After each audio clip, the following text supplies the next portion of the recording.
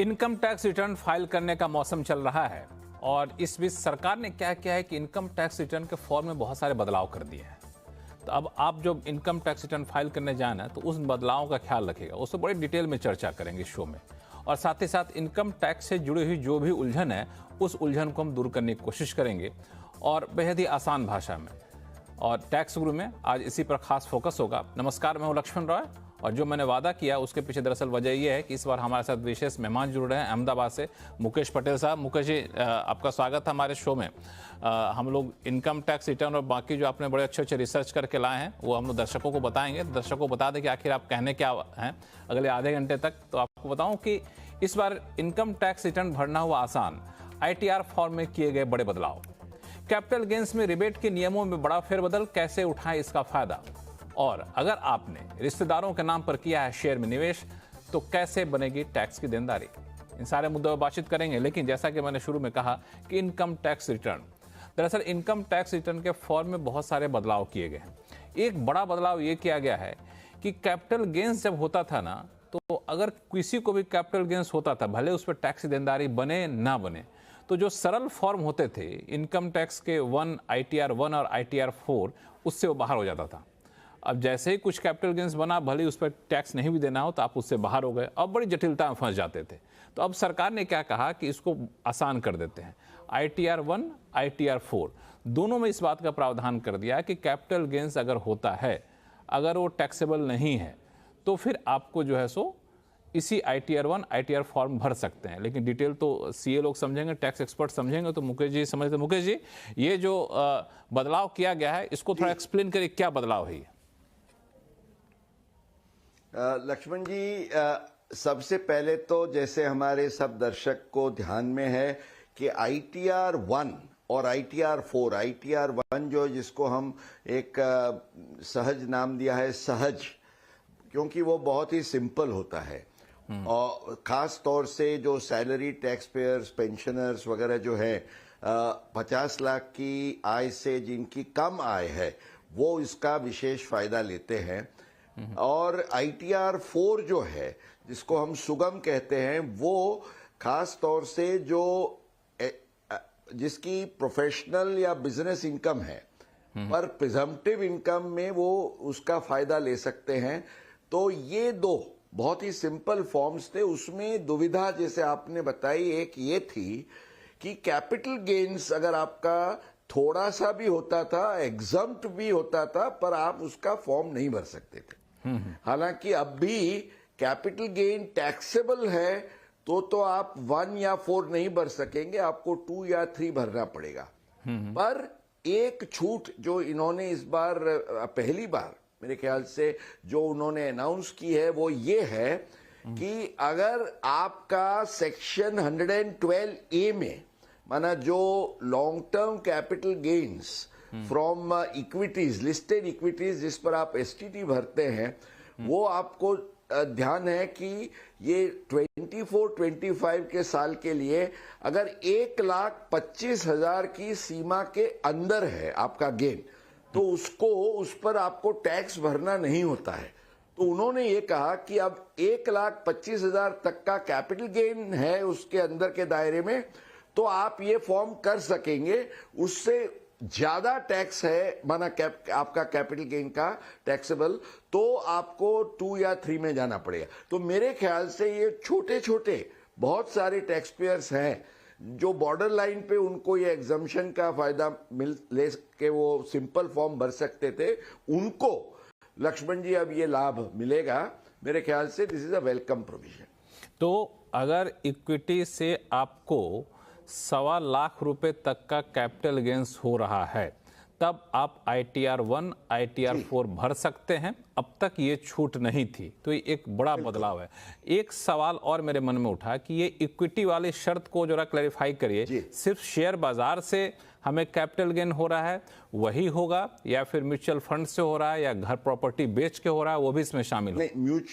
हाँ, 112A जो section है वो, जैसे आपको और हमारे सब दर्शकों को ध्यान में होगा कि जो लॉन्ग टर्म, सबसे पहले तो वो लॉन्ग टर्म का इक्विटी गेन होना चाहिए।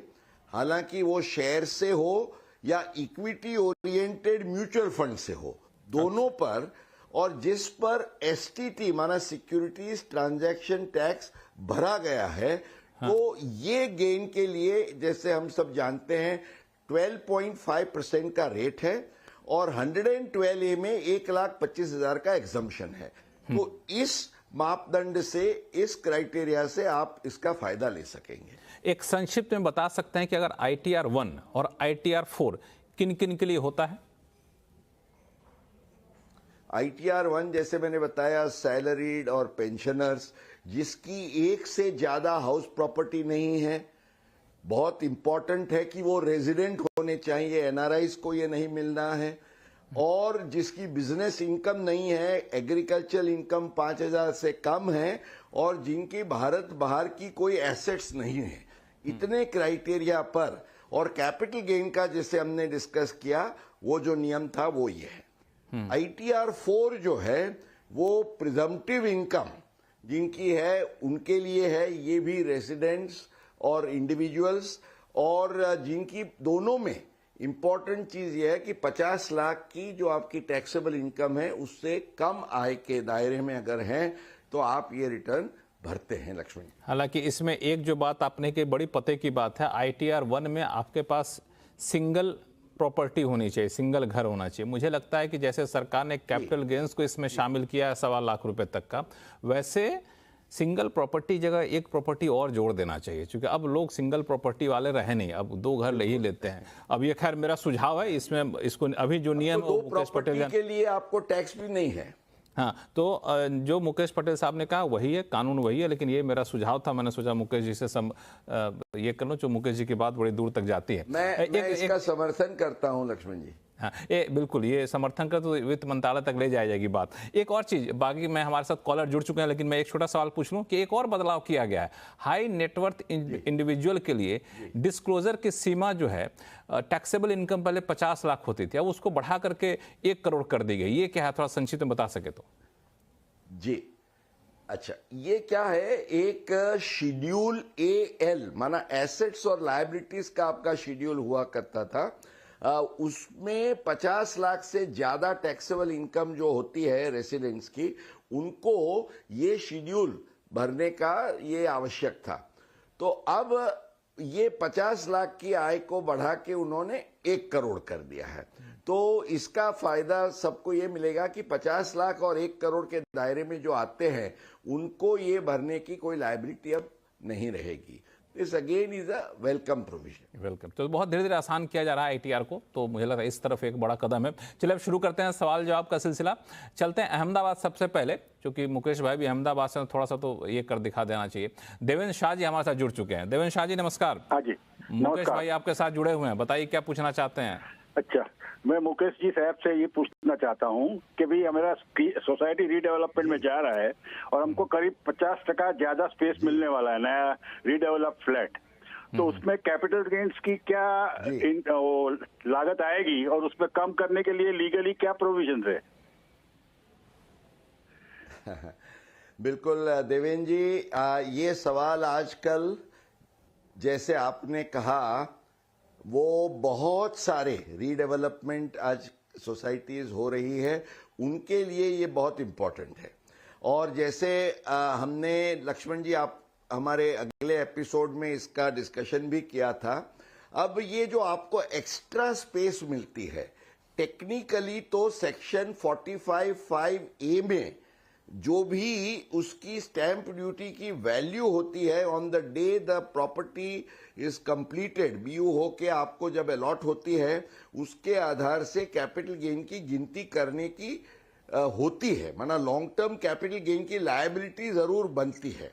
पर जैसे आपने पूछा कि इसको हम कैसे प्लान करके अवॉइड कर सकते हैं लॉफुली, तो आप इसकी गिनती करते हुए सेक्शन 54, क्योंकि आपका एक पुराना घर था, बिल्डर डेवलपर ने वो लिया और उसके सामने वो आपको नया घर दे रहा है, अगर वो आपको पैसे में कॉम्पेंसेशन देता था कोई बड़े रकम का, तो that would have been taxable. हालांकि उसमें भी आप 54EC के बॉन्ड का फायदा ले सकते हैं, पर यहां तो एक घर के सामने आपको दूसरा घर मिलता है। भले मान लो आपके पुराने घर की वैल्यू 10-20 लाख की थी और नए घर की वैल्यू 1.5 करोड़ है, तो भी ये पूरा गेन आपका नई प्रॉपर्टी में री इन्वेस्ट हो जाता है, इसलिए आपको इस पर कोई भी टैक्स नहीं लगेगा।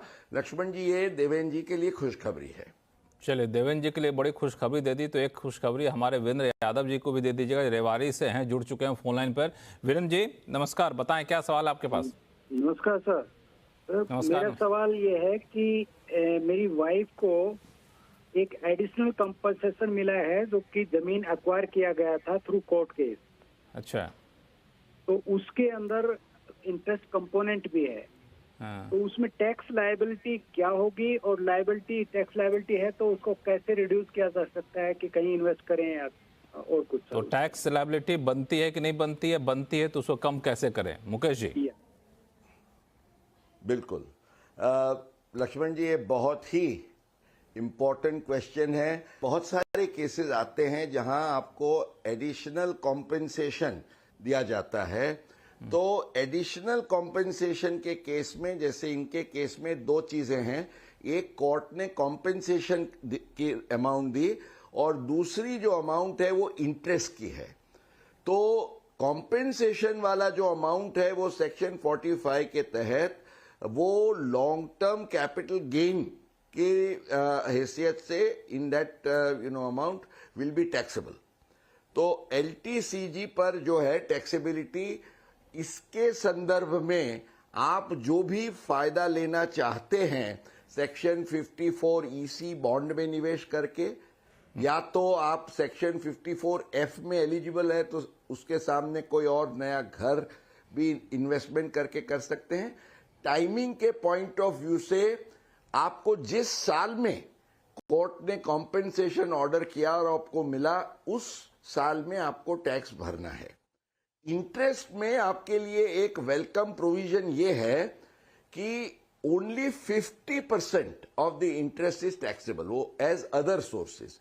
सेक्शन 56 में ये टैक्सेबल होता है और जिस समय पे आपको मिलता है उसी साल में, माना it may relate to many years before, पर उसको आप स्प्रेड ओवर नहीं कर सकते हैं। जब मिलता है उसको आपको टैक्स में ऑफर करना है। और सबसे महत्वपूर्ण बात यह है कि 50% का इसका आपको डिडक्शन का फायदा मिलेगा।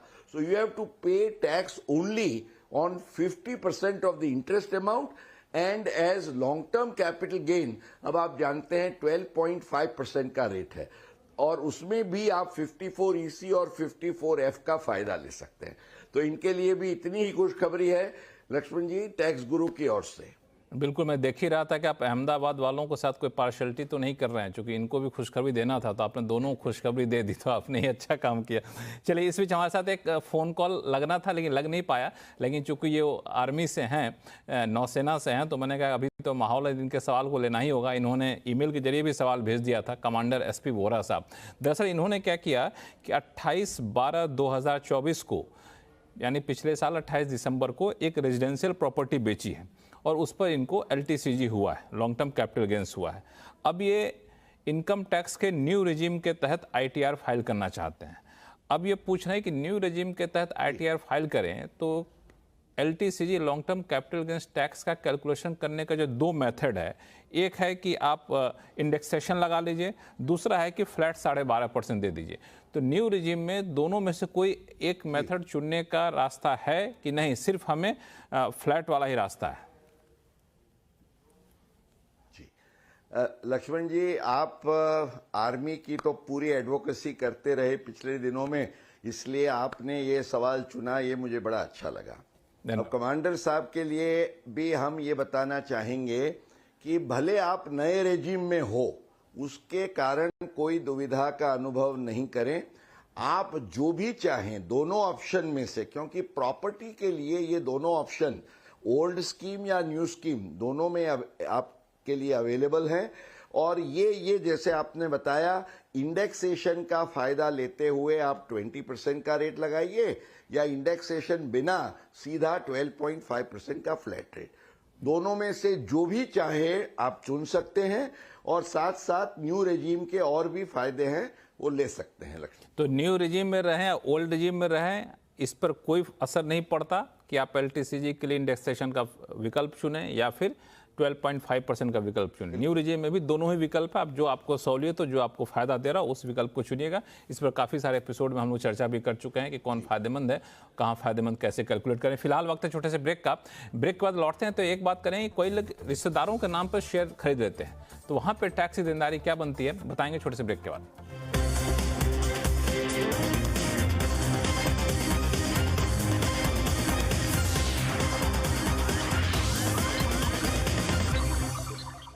देख रहे हैं टैक्स गुरु और हमारे साथ हम बने हुए हैं हमारे जाने माने टैक्स एक्सपर्ट मुकेश पटेल साहब अहमदाबाद से। मुकेश जी, लोगों के सवाल तो बहुत सारे आ रहे हैं, लेकिन मैं चाह रहा था एक मुद्दा जरूर चर्चा कर लिया जाए, क्योंकि इनकम टैक्स फॉर्म में जो बदलाव की बात हम लोग कर रहे थे, इसमें एक मुद्दा जिसको सबसे पहले आपने पकड़ा था वो था कि कैपिटल गेन्स पे रिबेट वाला मुद्दा।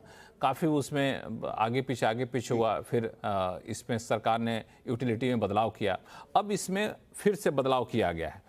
तो इस बदलाव का फायदा कैसे उठाए टैक्स पेयर, जरा समझाइए। बिल्कुल लक्ष्मण जी, ये जो मामला है रिबेट का with reference to capital gains, उसमें दो सेक्शंस इसमें रेलेवेंट थे। एक तो 111A में आपको इक्विटी में से जो शॉर्ट टर्म कैपिटल गेन होता है वो, और सेक्शन 112 में कोई भी अदर देन इक्विटी, उस पर जो लॉन्ग टर्म का कैपिटल गेन होता है, माना आपका सोना चांदी, लैंड, बिल्डिंग, प्रॉपर्टी, ये सब आ जाते हैं। 112A में तो रिबेट का स्पेसिफिक निषेध है, उसमें तो कभी मिलता नहीं था, उसमें कोई कंट्रोवर्सी नहीं थी। 111 ने 112 में जो 87A की लैंग्वेज और ये दोनों सेक्शंस की लैंग्वेज के हिसाब से रिबेट क्लेम आपको मिल सकता है, ये बात हमने, आपको याद होगी, बराबर उठाई थी। क्योंकि 24-25 का लास्ट ईयर असेसमेंट ईयर का जो रिटर्न भरा गया, 5 जुलाई तक यूटिलिटी ओपन थी, उसके बाद बंद कर दी गई, फिर दिसंबर में बॉम्बे हाई कोर्ट आया, ये सब लोग जानते हैं। अब सवाल ये था कि इस बार जो आप रिटर्न फाइल करेंगे, आप क्या क्लेम कर सकते हैं या नहीं। अब हमें ये ख्याल में रखना है कि वित्त मंत्री ने जब बजट पेश किया 2025 का, उन्होंने एक संशोधन किया, अमेंडमेंट, सेक्शन 87A में पहली बार ये बदलाव लाए एक प्रोविजो की तहत कि आपका जो भी रिबेट है वो आपका जो नॉर्मल टैक्स 115 BAC में, माना स्पेशल रेट वाली इनकम का टैक्स गिने बिना जो नॉर्मल टैक्स है, उससे बढ़ नहीं सकता। और सबसे महत्वपूर्ण बात यह है कि ये जो अमेंडमेंट है वो उन्होंने पिछले सालों में नहीं लगाया है। It is going to be applicable only from the next assessment year, माना करंट फाइनेंशियल ईयर 25-26 से। अब सवाल ये होता है 24-25 के जो झगड़े हैं वो भी इसके आधार से हल हो सकेंगे, क्योंकि now the intention of the department is very clear कि ये अमेंडमेंट हमने करना ही था, तो रिट्रोस्पेक्टिवली नहीं किया, प्रोस्पेक्टिवली किया है।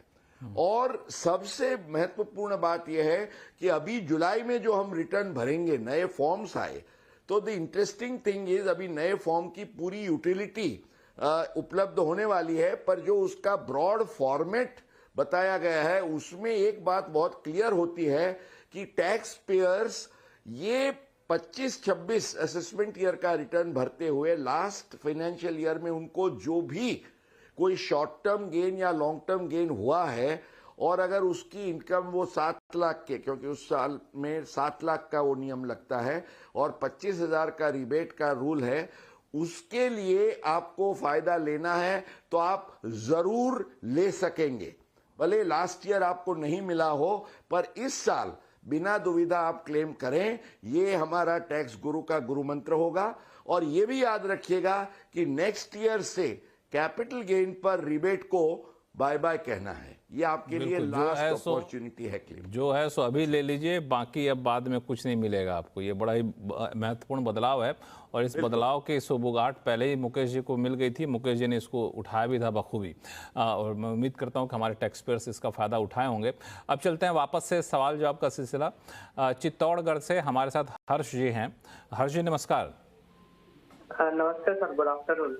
जी गुड आफ्टरनून, बताएं क्या सवाल है। मुकेश पटेल साहब हैं ऑनलाइन। हाँ सर, एक्चुअली मैं एक सैलरी इंडिविजुअल हूँ। मैं शेयर्स में डायरेक्ट इक्विटी में इन्वेस्ट करता हूँ मेरे बहन और मेरे मम्मी के अकाउंट से, जो कि अभी कुछ नहीं कमा रहे हैं, मतलब उनका इनकम कुछ नहीं है। अगर है भी तो एफडी इंटरेस्ट इनकम है, जो कि बस 10-20 हजार रुपए सालाना रहता है। तो मुझे जानना था कि क्या टैक्स इम्प्लीकेशन होता है।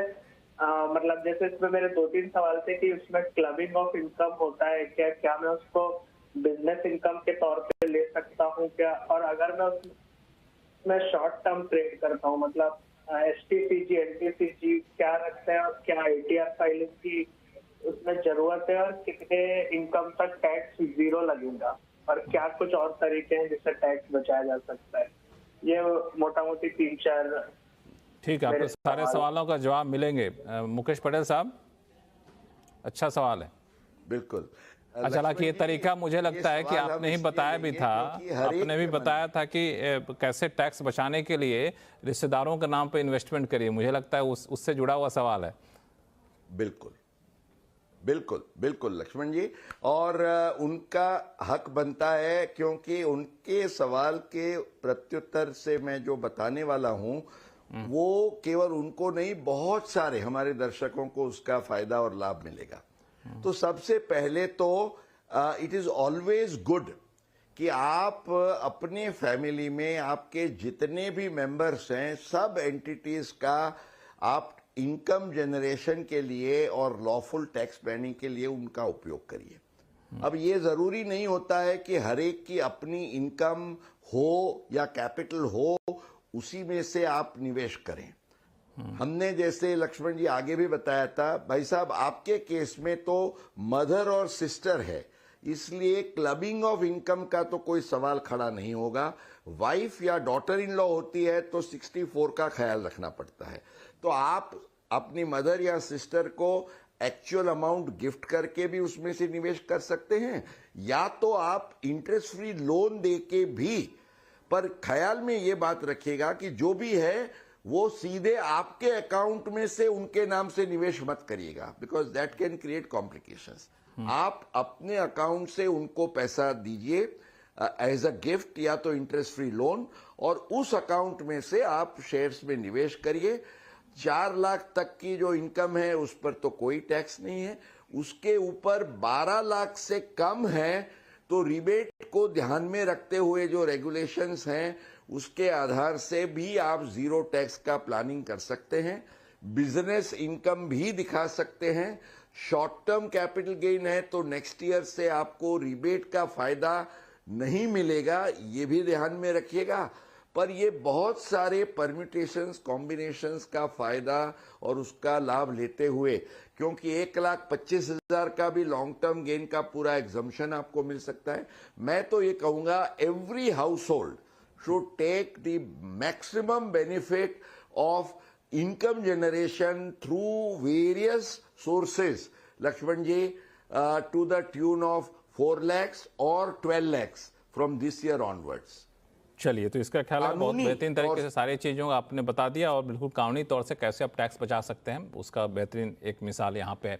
फटाफट एक सवाल लेते हैं। कोलकाता से ऋतुपर्णा देबरॉय जी हैं, बताएं क्या सवाल आपके पास। सबसे पहले मैं तो एक बिग थैंक यू बोलना चाहती हूँ। आपका प्रोग्राम बहुत ही इंफॉर्मेटिव है और मैं बहुत देखती हूँ इसको, और मैं खुद ही टैक्स फाइल करना सीख गई आपके प्रोग्राम देख के। अरे वाह। तो एंड मेरा सवाल ये है कि मैंने कुछ गोल्ड ज्वेलरी सेल किया है, तो उसके प्रोसीड्स मैंने HDFC gold ETF fund of fund में डाला है, तो इसका क्या कोई कैपिटल गेन टैक्स लगेगा? मुकेश जी। ऋतुपर्णा जी, आपका सवाल महत्वपूर्ण इसलिए है कि जब आप गोल्ड ऑर्नामेंट्स बेचते हैं तो बेसिक एग्जम्पशन कोई है नहीं आपकी। हालांकि जो लिमिट है अच्छा, इसमें इंटरेस्टिंग बात आपके लिए ये होगी कि जो आपको 4 लाख के अंदर आपकी और इनकम के साथ अगर ये अमाउंट आ जाता है तो 0 टैक्स का फायदा मिलेगा। अगर वो 4 लाख के ऊपर है और इस साल से लास्ट ईयर में है तो आप रिबेट का फायदा नियम के अनुसार ले पाएंगी। इस साल में ये एलटीसीजी है वो सेक्शन 112 में 12.5% के रेट से आएगा, रिबेट का फायदा नहीं मिलेगा। और ये आपके ख्याल से निकाल दीजिए माइंड में से कि आपने गोल्ड ईटीएफ में निवेश किया इसलिए आपको कोई एग्जम्पशन मिलेगा, तो इसके कारण एग्जम्पशन नहीं मिलता है। हालांकि आपको अगर लॉन्ग टर्म के पॉइंट ऑफ व्यू से कोई एग्जम्पशन का फायदा लेना है तो आप सॉवरीन गोल्ड बॉन्ड्स के बारे में जरूर सोच सकते हैं, क्योंकि उसका गेन आपको जब फ्यूचर में होगा there is a clear capital gains tax exemption. Lakshmi, चलिए, तो उम्मीद करता हूं कि आपके सवालों का जवाब मिल गया होगा ऋतुपर्णा जी, और बहुत बहुत धन्यवाद, आपने हम लोगों का हौसला बढ़ाया और ऐसे टैक्स गुरु देखते रहिए। और मुकेश पटेल साहब, आपका बहुत बहुत धन्यवाद सभी सवालों का बहुत ही आसान भाषा में बेहतरीन तरीके से जवाब देने के लिए। और टैक्स गुरु में फिलहाल इतना ही। आपके पास कोई भी सवाल हो, चाहे इनकम टैक्स से जुड़ा हुआ हो या जीएसटी से, तो आप हमें लिख भेजिए tax@moneycontrol.com पर, और सवाल जब भेजते हैं तो अपना नाम और मोबाइल नंबर लिखना ना भूलें। टैक्स गुरु में फिलहाल इतना ही। देखते रहिए CNBC आवाज़। नमस्कार।